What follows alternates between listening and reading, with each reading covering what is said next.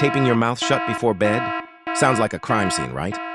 But here's the science.